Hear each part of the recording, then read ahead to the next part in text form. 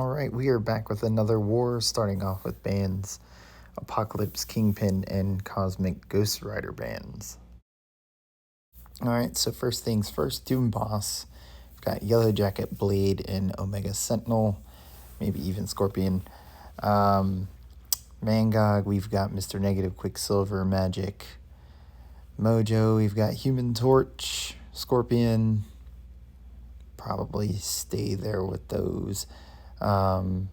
Maybe even Kitty Pryde. Maw, we've got Human Torch. Probably Kitty Pryde again. And maybe Omega Sentinel. Maybe. Valkyrie over there, I would go with Kitty Pryde.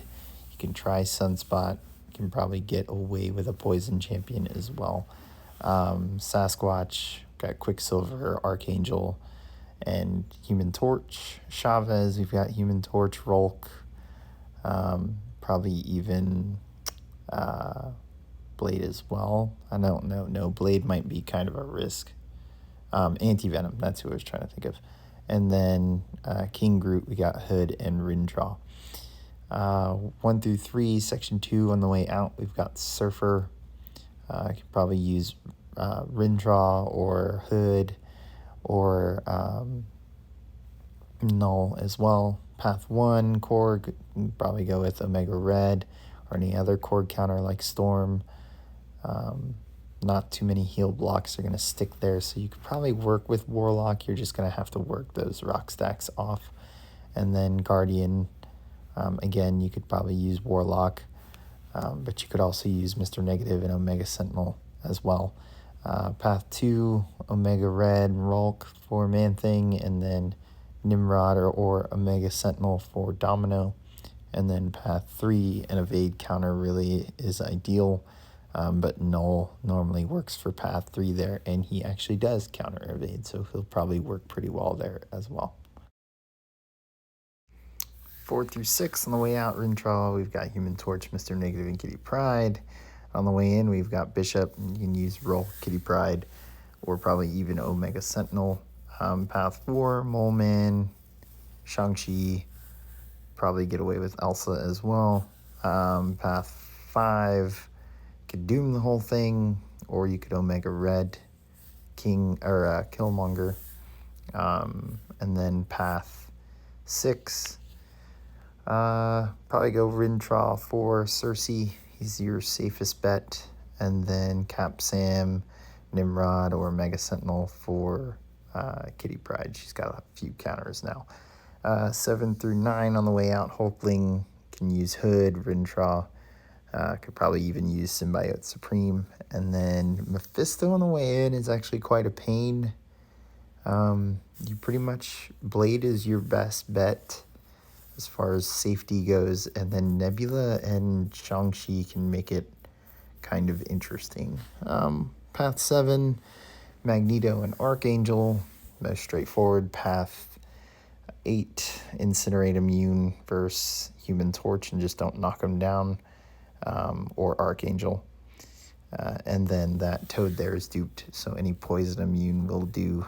And then Path 9, on the outside, Hulkling works probably the best for that Magneto, but you can get away with Corvus and not relying on parry and just intercepting. And then Modok, Nebula, Shang-Chi, even Hulkling work pretty well there as well. All right, middle mini bosses, we got Kingpin. Go ahead and go with Archangel or Omega Red, just have White Magneto pre-fight. And then for Mortal Abomination, you've got Penny, Nebula, and Hulkling. Penny has a better time if you have an Odin pre-fight for shock resistance. Then you have kind of a triple immunity there as opposed to just a double immunity that Nebula and Hulkling have. Paths 1 through 3 on the way out, Terrax, pretty tough without a Cosmic Ghost Rider, but Null could work. Elsa probably could work. So could Tigra. Path 1, nothing special there. Falcon, Thing counter, Black Cat counters are him. And then Jabari Panther, Omega Red, Archangel with White Magneto pre-fight. There are plenty there. Path 2, Apocalypse counter. You could Herc the whole thing, or you could use Nimrod for Apocalypse, and then use Elsa or Falcon for Immortal Hulk. And then Colossus there, you could risk Null, but you could easily take that with Gallon or Hulkling. Paths 4 through 6, Mordo on the way out. You can actually use any Mordo counter since the global won't exist due to the debuff immunity after knockdown. But Kitty can work. Would not use Quicksilver. Human Torch with Nova Flame, probably your two best options. And then Path 4, Fury, Shang-Chi, Elsa. Path 5 there, Nebula, Human Torch, and then Omega Red for Hitmonkey, or, again, pretty much anyone for Hitmonkey, just bring a good counter for him. And then Tigra, Human Torch, Mr. Negative, Immortal Abomination. Paths 7 through 9 on the way out. Fury is going to be Kitty or Penny. Path 7 there, Human Torch or Kitty, and then Tigra after the global, after the boss is down, or Symbiote Supreme. Path 8, anyone really for Arcus that's going to counter him pretty well. So Doom, Symbiote Supreme, Hood, and then Path 9, for that Void, I'd go Jabari Panther or Shang-Chi, and then Warlock is pretty simple with Nimrod, Warlock. Or Havoc is pretty simple with Nimrod or Warlock, or possibly even Omega Sentinel. So that's the end of defense. Let's take a look at attack. All right, War 4, we are against Suida's Alliance. Today I will be taking in Mr. Negative, Nebula, and Hood. Pretty excited to use him this war. It was only for one fight. I will be taking Path 6 in Section 1, and Path 9 I will be sharing in Section 2. And then I have a mini-boss on Boss Island. Alright, so only fight on Path 6 here, Tigra. I have Resonate on to help with this fight, but it wasn't put on just for this fight. I actually am going to use it in my fight after this Tigra against Mephisto. But usual game plan with Mr. Negative. We're going to PS1 here. We want this one over quick. We don't want to have to deal with too many special attacks from Tigra. So I'm going to parry heavy 3 times, evade counter. And then we're going to parry or parry heavy a few more times just to get some added light energy / dark energy for the special 2. And when we're ready, we're going to evade counter a second time. And then go into the special 2. So there's the first evade counter. I had Petrify Max. I might have taken it off in preparation. And then there's the special 2. And she's just going to tick away. We've got the weakness on her, but she's not going to have any time to throw it. We slap on Suicide Masteries. And we get ready for this next fight, which is a little chaotic. It is Mephisto on node 26. Now, this has Hazard Shift and Conflictor on it, and the Hazard Shift is Bleed Shock, whatever. And that's kind of the idea behind taking Nebula, but the other idea is to trigger Conflictor before parrying into a special 1, so that we can go ahead and power lock him and then not worry about anything. So my game plan was to parry combo. It was just I missed parry, or there wasn't one. And the combo builds up the shock. Now we're going to bait out a heavy, and then I'm going to hope this following combo, and he just is being stubborn and throwing special 1s into my block. I'm hoping this next combo will trigger Conflictor, and it does. And I should have stopped there, tried to parry. He decided special 1. That ate up time, and that prevented me from getting the power lock on before Conflictor. That's fine. I don't freak out. we go back through the same game plan. I have some shocks, so now I'm going to slowly build the special 1. And I'm paying attention here. I'm not at special 1 yet, so conflictor triggering isn't important yet. I'm hoping it'll trigger here. It does. However, I missed the parry there. I get it here. Throw the special 1, and we got the lock. So the good thing there is now we don't have to worry about the power gain. So I'm going to aggressively try to take him down while he's heal blocked, and it works out. So that was a rank 4 Mephisto. It is a pretty sketchy fight without taking it with Blade. I move on, I take suicides. Oh no, wait, they're still on. I end up taking this Modok with Nebula. The real game plan here was just to parry attack, and the few attacks that I land, especially during the shock phase, are just going to give me enough shock charges that I can parry and transfer those shocks on to Modok.